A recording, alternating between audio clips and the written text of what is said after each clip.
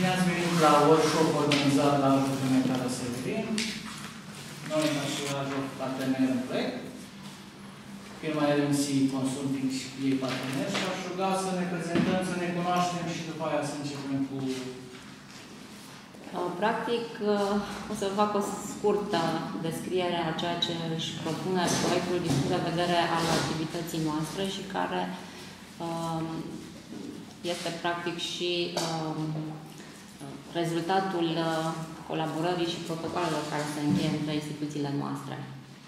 Această platformă informatică online, care va fi rezultatul acestui proiect la sfârșitul perioadei de implementare, va fi, de fapt, o imagine a pieței muncii. Acolo se vor întâlni informațiile referitoare la cererea și oferta privind locurile de muncă vacante și ocupate și ceea ce înseamnă forță de muncă calificată, informații furnizate de inspectoratele școlare județene, instituțiile de formare profesională pentru adulți, acele AJPIS-uri, instituțiile de învățământ superior, de pe raza unui județ și, în completare, mai avem noi informații referitoare la situația economică a unui județ, ce înseamnă din punct de vedere al agenților economici care își desfășoară activitatea în județul respectiv și, bineînțeles, cu ajutorul instituțiilor de statistică avem date privind populația. Toate aceste informații, deși par foarte multe, vor fi relativ ușor de accesat pentru că vor fi structurate în trei analize distincte. Este vorba de analiza sistemului de formare profesională, care centralizează, ca să zic așa, centralizează și prelucrează sub forma unor indicatori pe care noi am stabilit în procesul de analiză al acestor informații, date referitoare la elevii și absolvenții învățământului de stat, dar pot fi și privat, pot fi și elevi și absolvenți de învățământ privat, agenților economici care vor să-și dezvolte afacerile pentru că ei caută forță de muncă calificată. Știți foarte bine, costurile cu calificarea resursei umane sunt destul de ridicate și acum agenții economici preferă să reducă cât se poate de mult aceste costuri. De asemenea, poate fi un indicator pentru furnizorii de formare profesională. Camera de Comerț, de exemplu, este furnizor privat de formare profesională pentru adulți. Având această imagine, putem să stabilim o strategie. De exemplu, la județul Hunedoara, unde am făcut deja analiza sistemului de formare profesională cu toate cele trei instituții de care v-am spus, am constatat că s-au făcut foarte multe cursuri de manager de proiecte, competențe antreprenoriale, de formator.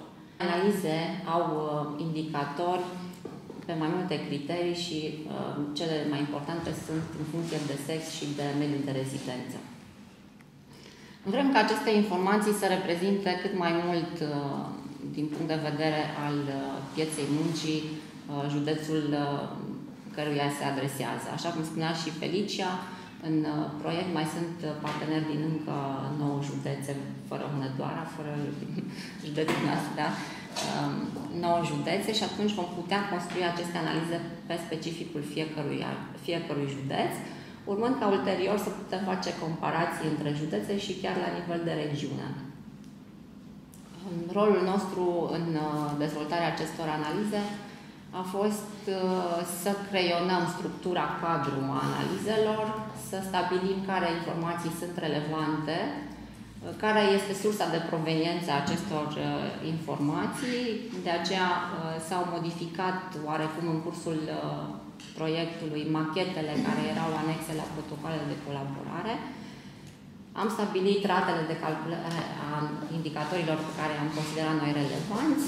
Se fac interpretări statistice și sociologice, așa cum a spus și Felicia, cu ajutorul consultantului studii sociale. Prin poștă, cred că văd că nu este fax, mi-a venit o comunicare, o adresă din partea proiectului cu semnătura asistentului manager, da? Și mi s-a cerut să încheiem un protocol. Un protocol care, de inițiator, nu este semnat. Nu are niciun dată de identificare.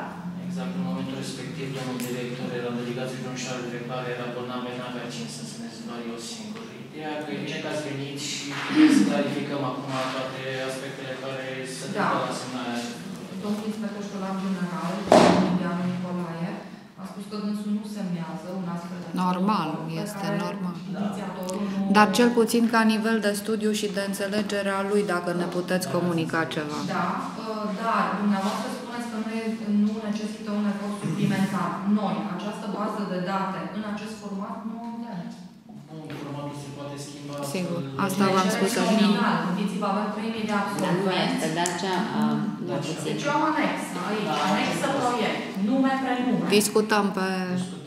Deci nume, prenume înseamnă 3.000 de elevi acum, în 2014, 2012, 2013, probabil că sunt peste 3.000. Deci aveți versiunea veche a machetei, care este anexă. Dacă îmi permiteți, în prima fază, acest proiect a fost gândit altfel.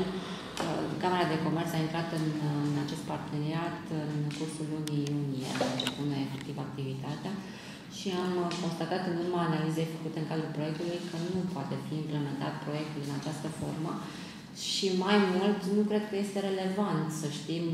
Proiectul ar fi foarte interesant și am văzut în cadrul vizitelor de documentare pe care le-am făcut în Danemarca. Este foarte interesant să știi pentru o persoană ce calificări face pe parcursul vieții și să poți să-i pui la dispoziție un loc de muncă specific calificării pe care o are persoana respectivă. La noi, în primul rând, și datorită legii prelucrării datelor cu caracter personal, acest lucru este imposibil. Nu spun că nu ar fi fost frumos să știm despre Gafton ce calificări a făcut și ce loc de muncă i s-ar potrivi cel mai bine. Dar ar fi fost foarte dificil de implementat un astfel de proiect. De aceea am ales o soluție care să fie relevantă din punct de vedere al informațiilor, pentru că este interesant să știm dacă avem, cum spuneam, 20 de sudori. Nu mă interesează dacă acei sudori sunt Popescu, Ionescu, Georgescu. Da? Deci, practic, pe noi ne interesează dacă există forță de muncă calificată. După aceea, cu ajutorul AJOFM-ului și cu ajutorul portalului, putem să gestionăm această forță de muncă, să o îndreptăm către un investitor străin care caută 20 de sudori. Dacă avem informații că există acești 20 de sudori. De aceea s-a renunțat la acele machete în care sunt trecute persoanele cu nume și prenume CNP, și am ales să prelucrăm informații statistice. Așa cum spuneam, aceste informații deja se transmit undeva.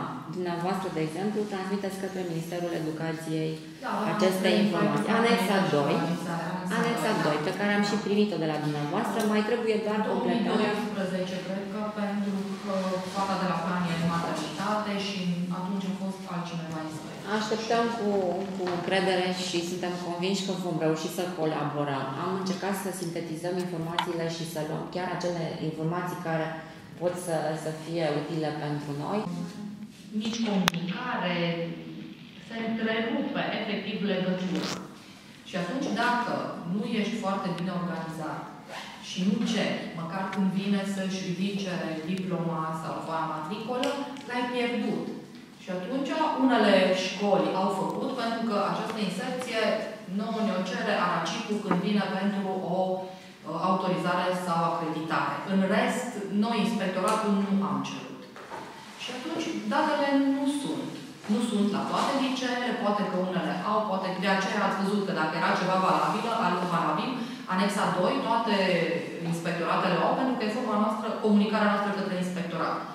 Inserția nu mi-o cere nimeni și nu mă mai încurc să fac alte date, să prelucrez alte date statistice, pentru că oricum școlile au autonomie. Atunci e mai greu cu această inserție. O să vă dau un exemplu care poate părea, deci nu este deloc inventat. Și nu văd mari probleme. Dacă ele trebuie raportate nominal, așa grupate, este vorba de numărul studenților, numărul... S-au schimbat totuși câteva luni în urmă au fost. Și chiar cu frecvența de un an, e pertinentă. Am încercat